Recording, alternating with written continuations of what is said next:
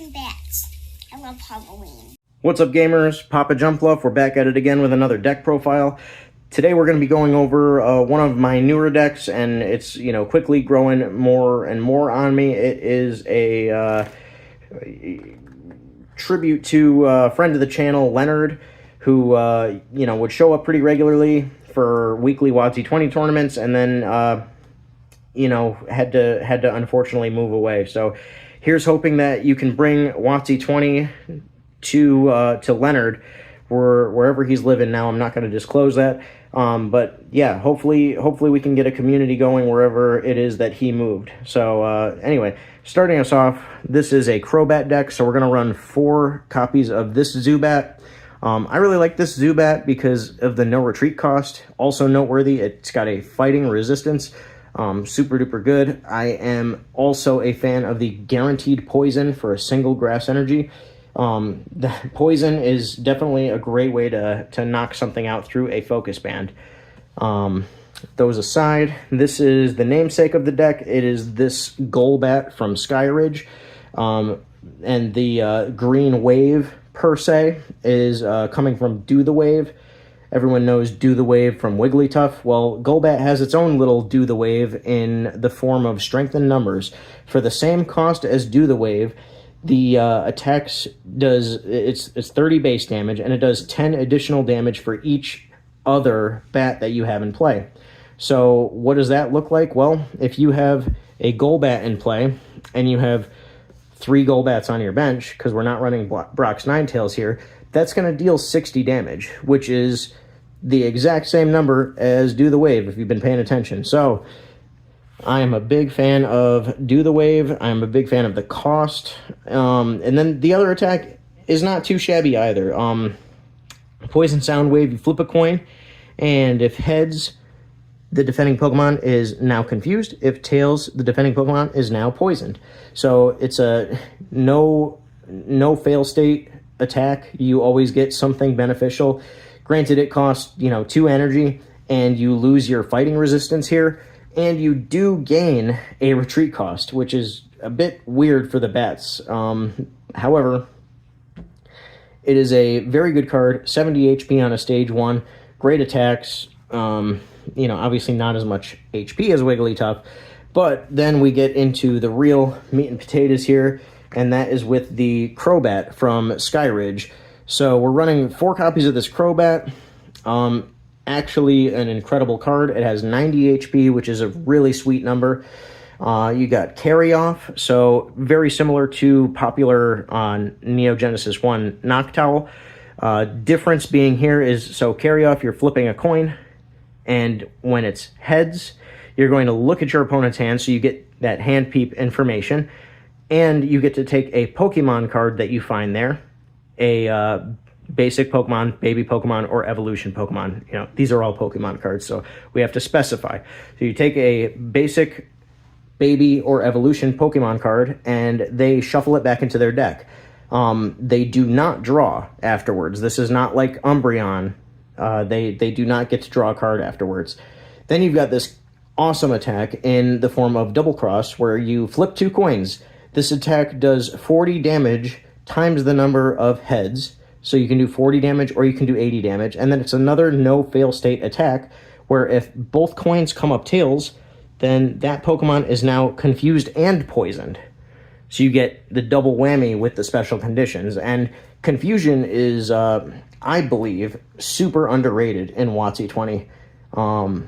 So that's super great. No matter what result you get, you're in a situation where you're winning with this card.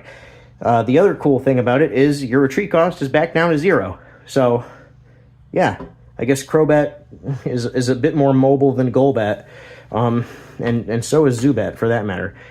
In any case, we're going to double down on the hand hate by following up with 2 Hoot Hoot, 2 Noctowl. So Noctowl with the Glaring Gaze, flip a coin. If heads, you get to look at your opponent's hand.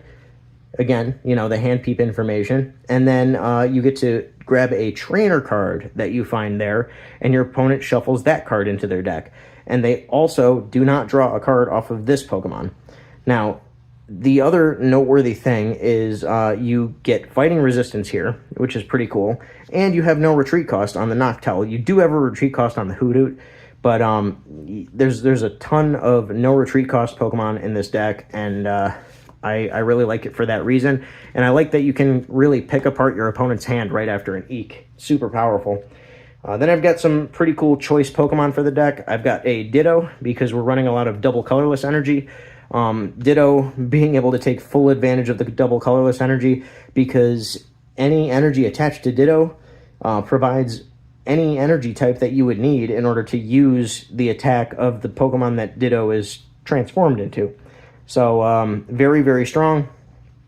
And yeah, just be careful with Ditto. You don't want to send it out into the active slot with 3 damage counters on it against your opponent's Cleffa, because this will faint immediately. Unless, of course, you really, really, really need that bench space. I would say, go ahead and avoid that. But Ditto is super good. Most noteworthy against, format all-stars like Scizor, like Rocket Zapdos. Like, this is a crazy, crazy good card in response to those. Next up, we've got a Igglybuff. This is just to, as a, free action, you essentially get to shut off your opponent's Mr. Mime from Vending Series, Mr. Mime on the bench. You can shut off your opponent's Dark Vileplume. You can shut off your opponent's Aerodactyl. Great card for those reasons. And again, no retreat cost. Then again, we have Brock's Mankey. This doesn't show up in a lot of lists, but doing a lot of chatting with Gandalf lately, and Gandalf recommended this for the deck. It is Gust of Wind on a stick in the form of Taunt. So for 1 energy, 1 colorless Pip, if your opponent has any bench Pokemon, you choose one of them and switch it with the defending Pokemon. So you can pull something up into the active slot that's not ready to attack, and then, because it has no retreat cost, you can swap into one of your bats and hit it for a ton of damage the next turn. The other cool thing, I mean, like I said, no retreat cost, and it has 40 HP, which isn't the greatest. However, there's not a ton of Psychic Pokemon out there in the format that are going to one-shot this. So take advantage of it if you want, or just, if your opponent's on Psychic, probably just use a trader to trade it for something else. And last but not least for Pokemon, welcome to WotC-20. We've got 4 Cleffa, and to no one's surprise. All right, next up, we're going to go over the supporters that I chose for the deck, and that is straightforward. We've got 2 Pokemon Fan Club. We're trying to fill up our lines as fast as possible. Pokemon Fan Club is a fantastic way to get there. Then I've got 2 copies of Copycat. Copycat, just a super good way to refill your hand, especially in the early stages of the game where you are eking, your opponent is eking. This will guarantee that you get to 7 cards off of your opponent's eek, and play as much as you can before you try to follow up with flipping a coin for your own eek. Next up, we've got a single copy of Town Volunteers. Just a great late game recovery card, just to put some bat lines back into your deck, put some energy back into your deck, make sure that you can keep up with the onslaught with the bats. All right, next up, a really cool card. I'm a fan of Pokemon Tower.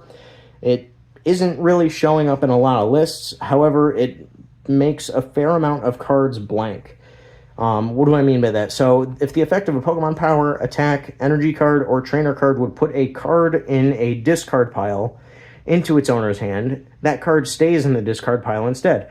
So this will shut things off, such as Recycle Energy, because Recycle Energy says on the energy card, it's an effect of an energy card, right?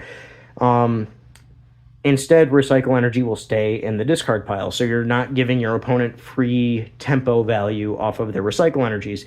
You're also not allowing them to use things like, what's it called? Item Finder. Item Finder, Fisherman. Anything that would pick up cards from the discard pile and add them back to their hand. And it's just a really decent card. And, for that reason, we don't run Item Finder in this deck. But it is a decent stadium that also happens to take a Stadium off the table if your opponent is playing a Stadium. That's more beneficial to them. All right, then we've got 2 Pokemon Trader. Obviously, we're running a Stage 2 deck. I thought about running a third, but, you know, we're cutting back a little bit. Then we've got 3 copies of Energy Removal. This is for some tempo plays. We are pretty much a tempo deck. We're not really hitting super duper hard. It's tough to, you know, you can't really rely on double heads from Double Cross every single time. So it's nice to mitigate some of, or possibly mitigate some of the incoming damage with Energy Removal so you can still get there with Crobat. Then next up, we've got 2 copies of Gust of Wind. Just, again, another great all-around card. 2 copies of Computer Search. I almost said Energy Search. Man, no one's running that. 2 Computer Search. Just search for whatever you want.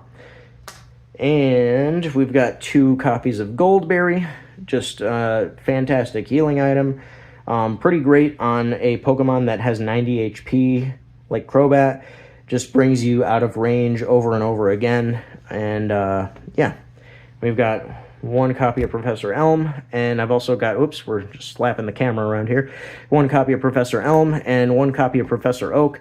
I was indecisive when I was building this deck, but I thought, you know, you've got 2 computer searches. Sometimes you might want to search for an Elm because you don't really want to lose what's in your hand to the discard pile, especially with cards like Pokemon Tower in the mix.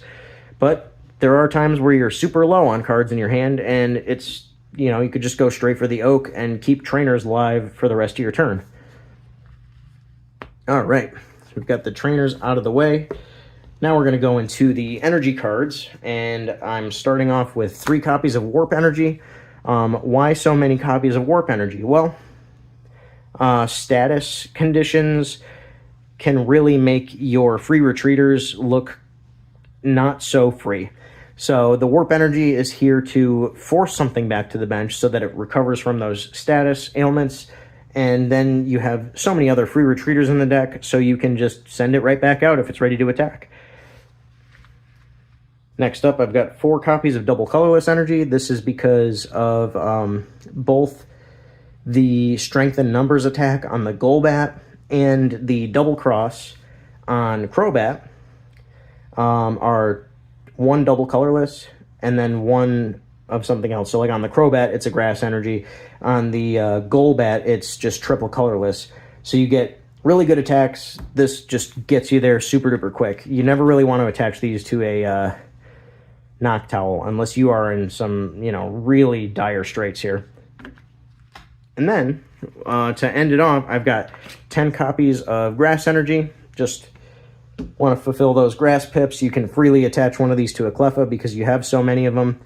Not a great boost energy deck. I was running boost energy in the deck when I was running it with a an Erica's Dragonair line temporarily. So I had an Erica's Dragonair line and I had a Furret line, and those were pretty slim, and it was, you know, boost energy was searchable in that version of the deck, but I've kind of, you know, moved back to the Crobat Noctowl version of the deck that seems to be more consistent in more matchups. So anyway, that's the Crobat Noctowl Green Wave deck profile. Be sure to like, comment, and subscribe. Don't forget to check in regularly for your favorite WotC-20 updates, and we'll catch you next time.